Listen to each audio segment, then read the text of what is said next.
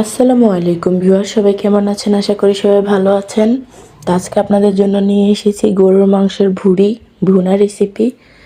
তো প্রথমে আমি পেঁয়াজগুলো ভেজে নিচ্ছি।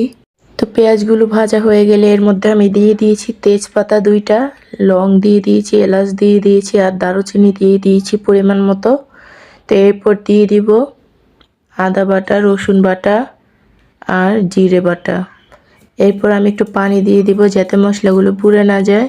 তো এরপর দিয়ে দিব আমি 1 চামচ হলুদ গুঁড়ো, 1 চামচ মরিচের গুঁড়ো আর 1 চামচ ধনিয়া গুঁড়ো আর গরম মশলা গুঁড়ো, জিরে গুঁড়ো। সবগুলো মশলা দিয়ে আমি ভালো করে একটু মিশিয়ে নিচ্ছি। এরপর আমি একটু পানি দিয়ে দিব,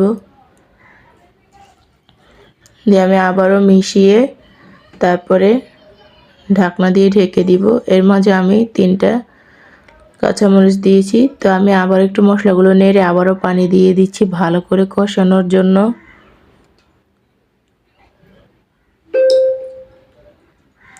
তো এরপর আমি একটু লবণ দিয়ে দিয়েছিলাম, তখন লবণ দিতে ভুলে গিয়েছিলাম, সেই জন্য এখন দিয়ে দিচ্ছি।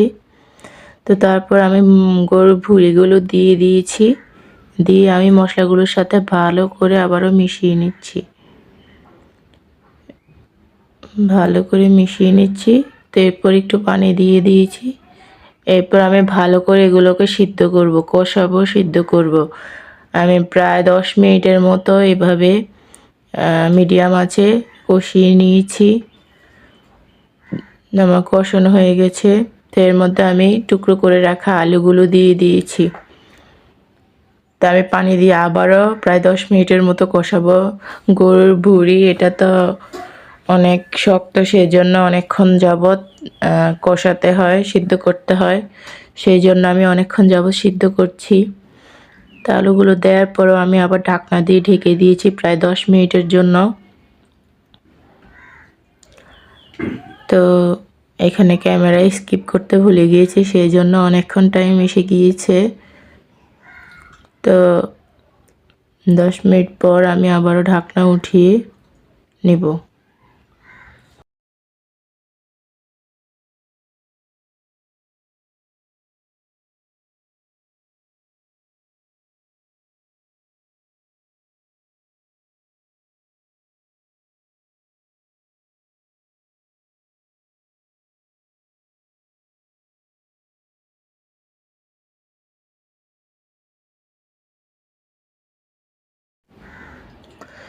তো এরপর আমি ঢাকনা উঠিয়ে আবারও ভালো করে নেড়ে দিচ্ছি, দিয়ে আমি আবার একটু ঢাকনা দিয়ে